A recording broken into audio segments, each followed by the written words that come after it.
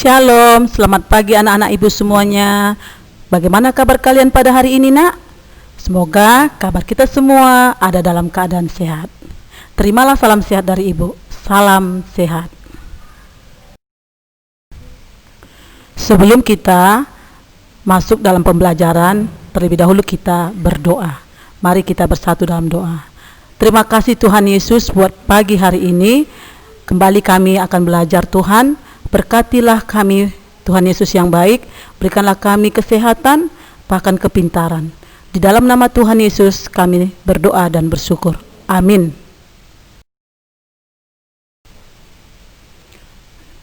Nah, kali ini kita kembali belajar tematik.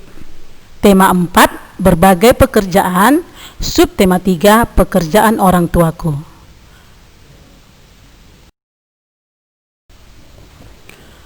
Ya, ibu akan merefleksi pembelajaran yang sudah kamu terima dari ibu tentang pelestarian keseimbangan alam dan sumber daya alam. Minggu yang lalu yang sudah pernah ibu jelaskan tentang pelestarian sumber daya alam, contohnya air, sudah pernah ibu sampaikan, ibu jelaskan kepada kalian, kemudian tanah. Ya, nah pada hari ini ibu akan kembali memberikan penjelasan tentang pelestarian sumber daya alam hutan. Nah, hutan itu sangat banyak manfaatnya, nak, untuk memenuhi kebutuhan manusia. Namun banyak sekali manusia mengeksploitasi hutan, ya, untuk memenuhi kebutuhannya. Nah, eksploitasi itu merupakan pemanfaatan sumber daya alam untuk memenuhi kebutuhan manusia. Salah satu sumber daya alam yang sering dieksploitasi oleh manusia adalah hutan. Mengapa, nak?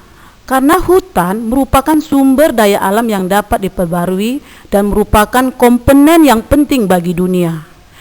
Oleh karena itu, hutan sangat banyak dieksploitasi oleh manusia karena dia memiliki komponen penting bagi dunia.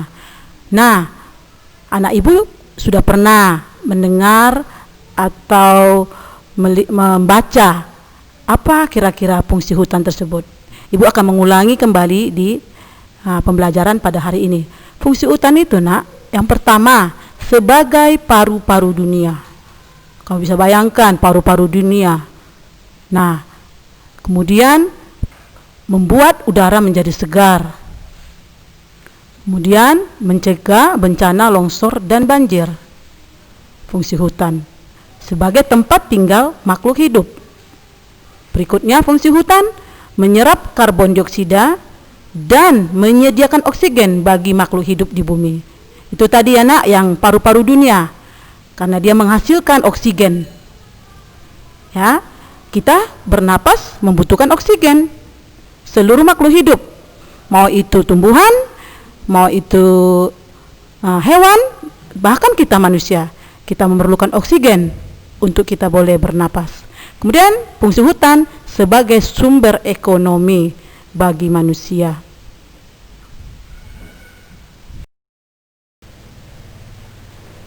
Nah, manusia melakukan eksploitasi hutan untuk berbagai kepentingan, seperti membuka lahan untuk pertanian atau pertambangan. Nah, eksploitasi hutan yang berlebihan dapat merugikan manusia dan lingkungan sekitarnya. Ini ada beberapa akibat, ya, nak, ya. Ada beberapa akibat yang terjadi jika melakukan eksploitasi hutan secara berlebihan. Ya, tadi ibu ulangi, ya, nak, ya. Tadi ibu sampaikan bahwa manusia itu melakukan eksploitasi hutan untuk berbagai kepentingan. Bisa saja itu untuk membuka lahan, misalnya lahan perkebunan sawit, ya, atau karet, ya. Kemudian untuk pertambangan. Nah, jika kita mengeksploitasi hutan secara berlebihan, ada dampak negatifnya. Yang pertama, ayo mari sama-sama kita melihatnya. Berkurangnya ketersediaan oksigen, ya. Berkurang ketersediaan oksigen. Kemudian meningkatnya suhu permukaan bumi menjadi lebih panas. ya, atau kita sering menyebutnya global warming. Yang ketiga, dampak akibat buruk ya eksploitasi hutan adalah rawan terjadinya bencana alam seperti tanah longsor dan banjir, ya, rawan terjadi bencana alam seperti longsor dan banjir. Kemudian akibat yang terjadi berkurangnya sumber makanan dan hilangnya habitat hewan. Berkurangnya sumber makanan dan hilangnya habitat hewan. Oleh karena itu, anak-anak ibu sekalian, hutan perlu dilestarikan agar dapat terus lestari. Adapun cara atau upaya yang dapat dilakukan melestarikan hutan adalah sebagai berikut. Yang pertama, melakukan reboisasi. Nah, reboisasi tidak asing lagi bagi kalian. Kamu sudah pernah mendengarkan penjelasan dari ibu guru, mungkin di waktu kamu kelas 3 atau kelas 2. Nah, reboisasi itu adalah menanami kembali hutan yang rusak agar hutan tidak gundul. Reboisasi merupakan salah satu alternatif untuk melestarikan hutan. Dengan adanya reboisasi, hutan akan kembali hijau dan tetap lestari. Upaya yang kedua atau cara yang kedua untuk melestarikan hutan, menerapkan sistem tebang pilih. Ya, di sini yang dimaksud dengan sistem tebang pilih adalah salah satu manfaat hutan adalah sebagai sumber ekonomi. Tadi sudah Ibu jelaskan. Nah, dari pohon-pohon di hutan dapat dihasilkan berbagai macam perabotan. Ya, nah penebangan dengan sistem tebang pilih ini harus diterapkan. Tujuannya agar tidak terjadi penebangan pohon-pohon yang masih muda. Ya, jadi tujuan diterapkannya sistem tebang pilih ini anak-anak ibu adalah agar tidak terjadi penebangan pohon-pohon yang masih muda. Berikutnya, upaya atau cara untuk menjaga kelestarian hutan. Menerapkan sistem tebang tanam. Menerapkan sistem tebang tanam. Nah, yang dimaksud di sini anak-anak ibu adalah tentang sistem ini sangat berguna bagi pelestarian hutan. Sistem ini merupakan cara menanam tanaman baru untuk tanaman yang sudah ditebang. Dengan cara ini, kerusakan hutan dapat diminimalisasikan dan hutan dapat terjaga kelestariannya. Jadi intinya sistem tebang tanam adalah ya cara menanam tanaman baru untuk tanaman yang sudah ditebang. Ya, berikutnya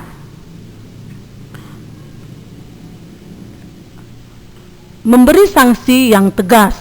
Ya, upaya berikutnya atau cara berikutnya memberi sanksi yang tegas. Memberi sanksi yang tegas dimaksudkan di sini anak-anak ibu agar penebang liar jerah, dalam hal ini pemerintah. Ya, pemerintah kita berperan dalam pemberian sanksi. Pemerintah juga harus turut serta dalam menjaga kelestarian hutan. Nah, upaya berikutnya, tidak membuang sampah sembarangan di hutan. Ya, ini artinya contoh kecil dan nyata yang sering manusia lakukan adalah membuang sampah sembarangan di hutan. Ya, jangankan di hutan, di laut aja manusia mau membuang sampah sembarangan, sehingga bisa saja ikan-ikan itu memakan sampah-sampah yang mungkin sulit didaur ulang. Nah, di hutan juga manusia lakukan membuang sampah sembarangan. Kebiasaan ini sangat berbahaya karena dapat memicu bencana. Misalnya kebakaran hutan akibat tangan tidak bertanggung jawab. Kita pernah juga mengalami bencana kebakaran hutan di kota Pekanbaru ya kan nak? Sampai kita juga tidak masuk sekolah, belajarnya juga dari rumah, ya kan? Nah, dampak kebakaran hutan ini akan menghasilkan asap yang akan bisa merusak ya pernapasan manusia. Nah, upaya yang berikutnya adalah mengurangi penggunaan kertas, ya. Berikutnya mengurangi penggunaan kertas. Bahan baku, anak-anak ibu ya, bahan baku pembuat kertas adalah pohon. Jadi dengan mengurangi penggunaan kertas, kebutuhan pohon sebagai bahan baku kertas menjadi berkurang. Ya, Dengan menekan produksi kertas yang berasal dari pepohonan di hutan, hutan akan terjaga kelestariannya. Jadi bahan baku apa tadi nak? Bahan baku pembuat kertas? Ya, adalah pohon. Nah, jadi dengan mengurangi penggunaan kertas, kebutuhan pohon sebagai bahan baku kertas menjadi berkurang. Ya, dengan menekan produksi, ya, proses pembuatan kertas yang berasal dari pepohonan di hutan, hutan akan terjaga kelestariannya. Nah, upaya yang terakhir, ya, atau cara yang terakhir untuk pelestarian hutan, mengidentifikasi dan mencegah kebakaran hutan. Di sini maksudnya adalah kebakaran hutan merupakan masalah yang tidak dapat disepelekan, ya, tidak bisa dianggap enteng, ya, soal kebakaran hutan. Nah, kebakaran hutan dapat menjadi bencana kabut asap yang tadi Ibu sudah sampaikan, ya. Nah, hal ini tentu saja mengganggu kesehatan manusia dan mungkin juga makhluk hidup yang lain, ya, seperti mungkin hewan dan tumbuhan bisa mati oleh karena asap. Oleh karena itu, pemerintah perlu mengidentifikasi, ini maksudnya mengidentifikasi ini nak, mengenali hal-hal yang dapat menyebabkan kebakaran hutan. Selain itu, mencegah kebakaran hutan juga penting dilakukan agar hutan tetap lestari.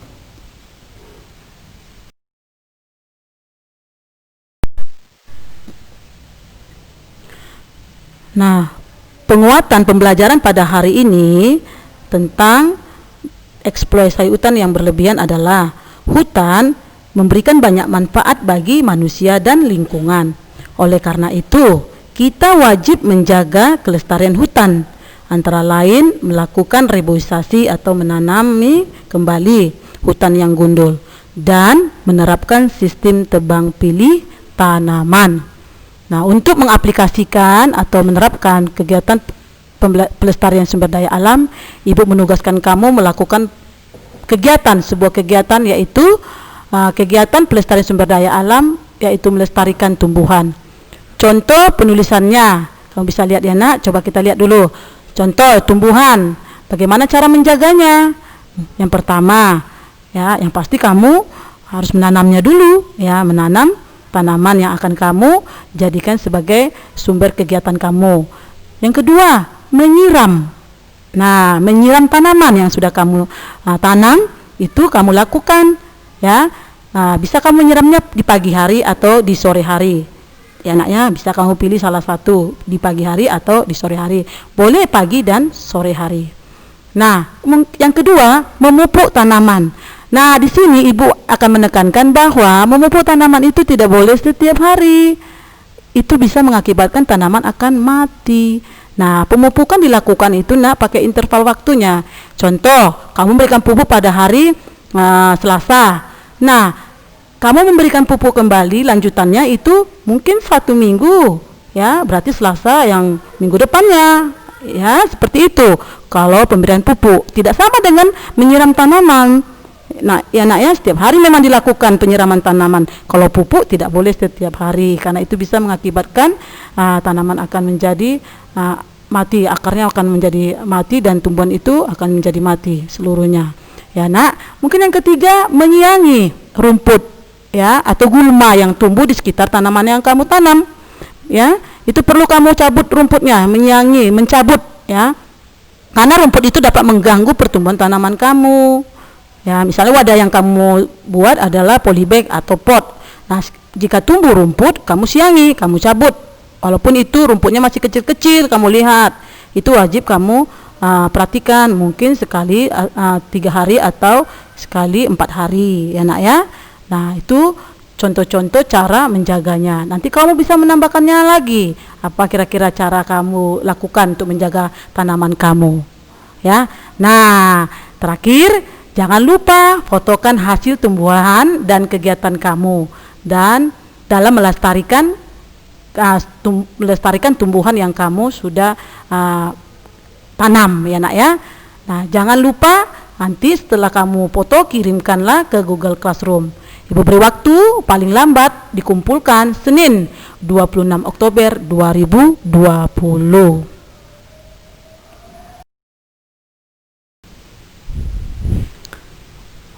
Nah, hari ini pembelajaran kita sampai di sini dulu, ya nak, ya.